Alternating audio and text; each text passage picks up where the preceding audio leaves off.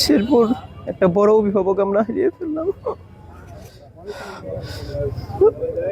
শ্রীবুদ্ধি ঝিনাইগাতি এই দুই উপজেলার নয়নের মনে ছিলেন। শ্রীবতী ঝিনাইগাতির অত্যন্ত জনপ্রিয় নেতা আমাদের প্রিয় রাহবার বাদল ভাই হঠাৎ করে আমাদের ছেড়ে চলে গেলেন। এটা আমরা কোনোভাবেই মেনে নিতে পারতেছি না। তারপরেও আল্লাহর ইচ্ছায় সব কিছু হয়ে থাকে। আল্লাহ তার উপর রাজি হয়েছেন, খুশি হয়েছেন। হয়তো এর বিনিময়ে আমাদের জন্য আরো বড় কিছু সাফল্য আসতে পারে। আল্লাহ যেন আমাদের সেই ব্যবস্থা করে দেন। আমরা দীর্ঘদিন তার সাথে জড়িত ছিলাম, তার সাথে চলাফেরা করেছি, উঠা বসা করেছি। কোনোদিনও তিনি আমাদের সঙ্গে অন্যরকম কোনো ব্যবহার করলে দেখার সাথে আমাদের সঙ্গে সবসময় আমাদের খোঁজ খবর রাখতেন। আমরা এমন একটা অভিভাবক হারিয়েছি যিনি আমাদের দুঃখে কষ্টে এমনভাবে আমাদের সঙ্গী ছিলেন। সব কিছু যার সাথে আমরা শেয়ার করতে পারতাম, আমাদের কাঁধে কাঁধ মিলিয়ে আমাদেরকে আশ্বাস দিতেন সবসময়।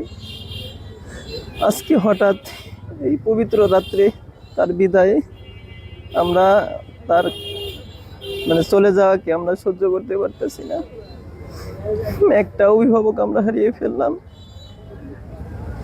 তিনি অত্যন্ত ভালো মনের মানুষ। শেরপুর একটা বড় অভিভাবক আমরা হারিয়ে ফেললাম। উনি খুব অত্যন্ত ভালো মনের মানুষ ছিলেন। বিশেষ করে আমাদের শ্রীবুদ্ধি ঝিনাইগাতি এই দুই উপজেলার নয়নের মনে ছিলেন।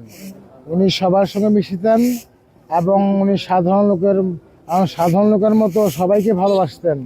ওনার আচার বিচার বিবেচনা, ওনার কর্মকাণ্ড, ওনার যে অবদান মাদ্রাসা মসজিদ এমনকি সেবামূলক সমস্ত কাজের জন্য উনি অবকাঠামো, উনি আমাদের শ্রীবুদ্ধি এবং ঝিনাইগাতির নক্ষত্র হিসেবে আমরা তাকে মনে করি আর কি। উনি চলে যাওয়ার পর দেখতেছেন আপনাদের যিনি হাজার হাজার নেতাকর্মী আসি, সবার চোখে পানি, কান্নায় তাদের ভাষা মুখে আসতেছে না। তারা সবে আবেগ আপ্লুত, সবাই বলতেছে আমাদের কি হলো, আমরা কোথায় যাব। আমাদের উনি এমন একটা গার্জিয়ান অভিভাবক ছিলেন।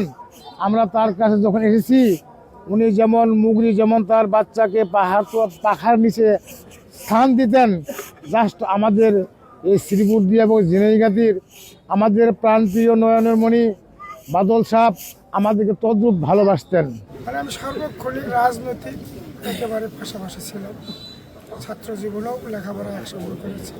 আমাদের কর্মের জন্য আমরা একটা প্রতিষ্ঠান করেছিলাম, অধ্যাপক নজরুল ইসলাম সাহেবের ছাত্র সাহেব। আমরা ওই প্রতিষ্ঠানের প্রতিষ্ঠাতা শিক্ষক, উনি ছিলেন প্রতিষ্ঠাতা প্রধান শিক্ষক। আমরা 96 সিদ্ধান্ত নিয়েছিলাম যে আমরা এলাকাতেই থাকবো, বাইরে চাকরি করব। সেই সুবাদে 96 একটি প্রতিষ্ঠান করি।